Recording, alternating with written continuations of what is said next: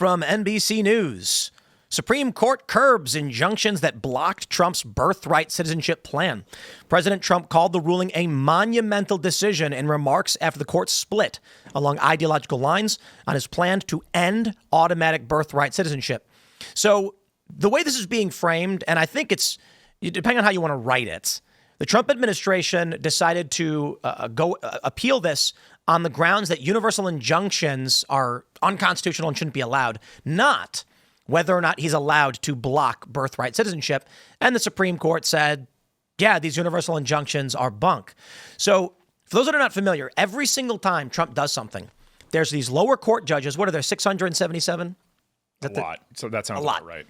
So basically, you had this scenario. They had oral arguments on this, and it was actually pretty fast. Did you listen to the oral arguments when this was going down? I think so, or I mean, I at least was familiar with what was happening. The Solicitor General, I believe, is arguing on behalf of the Trump administration, said the problem with universal injunctions, one of them, is that he's like, we enacted an executive order, and a district court judge put an injunction on it. We filed an appeal. And the appellate court said, stay the injunction. But right after they did, a different district court judge put an injunction. So you have 677 judges.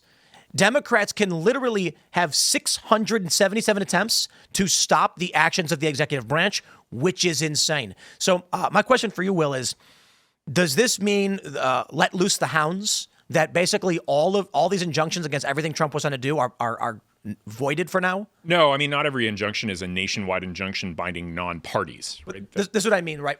The nationwide injunctions they levied against Trump that are still currently in effect, are they effectively like frozen or not working? I think basically all of them are there's going to be a motion for reconsideration filed by the DOJ in any case where there's a nationwide injunction. They're going to update them and say, well, given the latest Supreme Court ruling, this is no longer a lawful injunction.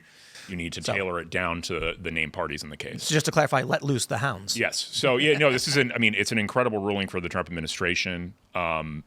It's, really, it brings the lawfare and really constrains the ability of all the leftists to go after Trump. And it also, it means we're going to see kind of a revival of what's the class action device as a way of doing aggregate litigation. And I mean, I did class action litigation when I actually practiced law.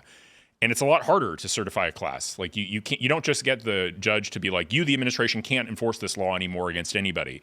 If you want, that's what they were doing. That's exactly what they were doing. And it's what Justice Jackson was really insistent that they ought to be able to do. Yeah.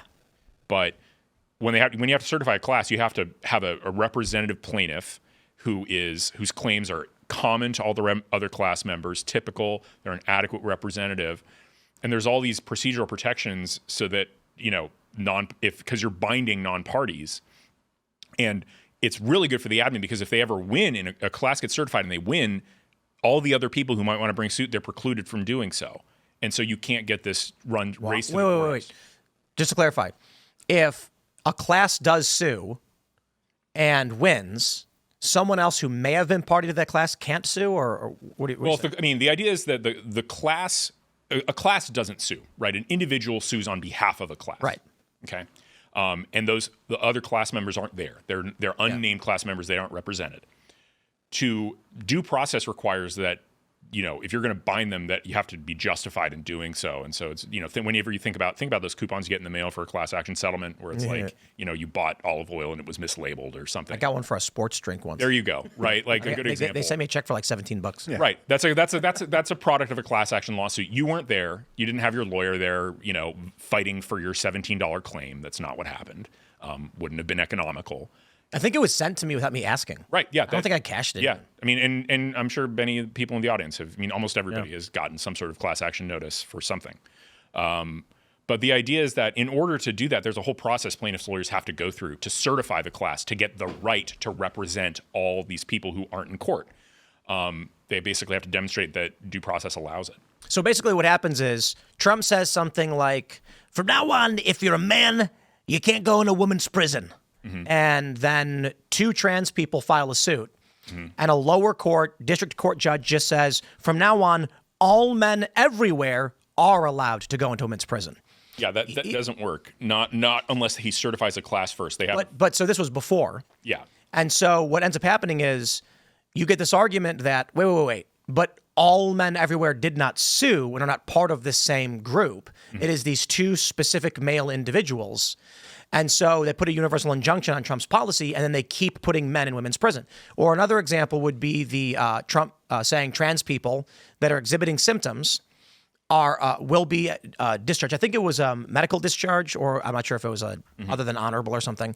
And the Trump's executive order was, if you are diagnosed with gender dysphoria but not exhibiting symptoms, you're fine. You can stay in the military. But if you are exhibiting symptoms, meaning you're trying to dress like the opposite sex or you're undergoing surgery or medical treatment, you're out. Like 3 people sued, and then a judge said literally anyone suffering from literally anyone for any reason must be allowed to enlist. In the judge's ruling, saying all means all, which was the most psychotic thing I've ever heard. And the joke that emerged on X was that a bipolar paraplegic now must be allowed to enlist for combat infantry. There you go. Yeah, so that's a situation where it would be tricky to certify a class, because on the one hand, you could say that the question they have in common is whether the administration can do this at all, whether the administration can put in place any kind of rule. But then on the other hand, if you come to the conclusion that the administration has some leeway here, then the question is, how does any one individual symptoms identical to anybody else's?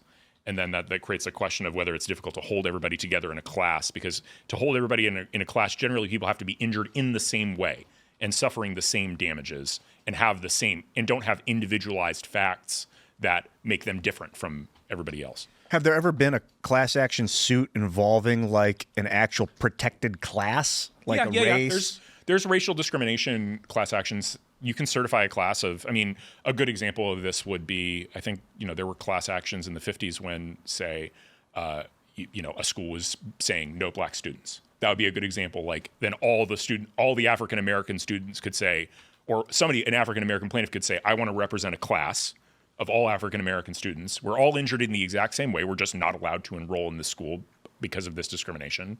You should certify us as a class and grant an injunction forcing them to admit all black Americans.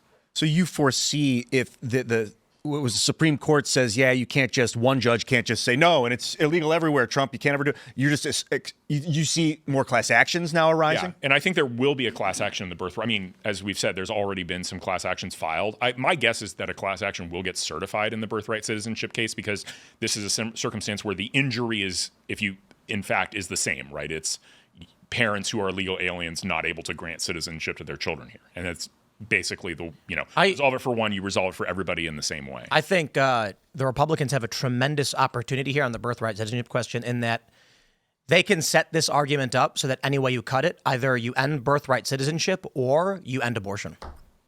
That's an interesting point too, right? Because I think the way that they want to certify this class is going to include people not yet born. Exactly. Right? And so if they can be legitimate plaintiffs, the ACO has already made the argument, citing a woman who is whose father is not a citizen and who is unborn, and concerns over whether citizenship will be granted. But hold on there, gosh darn minute, you're arguing for the rights of an unborn.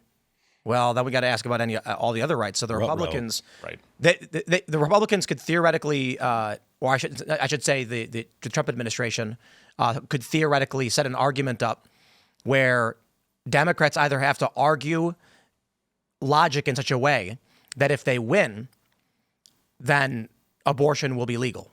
Will be illegal. Well, I think it is. I think the logic follows, because it's hard to say that if an unborn person has standing and can be, essentially a member of a class, then why couldn't an unborn person have the protection of the 14th Amendment? They'd have to make it it'll be interesting to see how the Democrats argue this, or the liberals, that they're going to say members of our class are those who have just been born, right?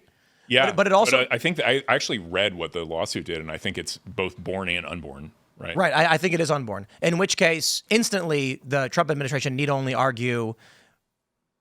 ask the question: okay, can you kill the unborn? Yeah. Yes. Okay. Well, then, what rights have you at all? Yeah. No. If I were in their shoes, I'd still contest it to try and make it so that it actually, creates a leads to an opinion based on a contested argument. And if you get a holding, if they decide to hold that, yes, unborn humans can be members of a class, then I think it'd be very challenging to keep abortion legal. Thanks for checking out this clip from Timcast IRL. Make sure to watch the show live Monday through Friday at 8 p.m. Subscribe to this channel, and we will see you all there.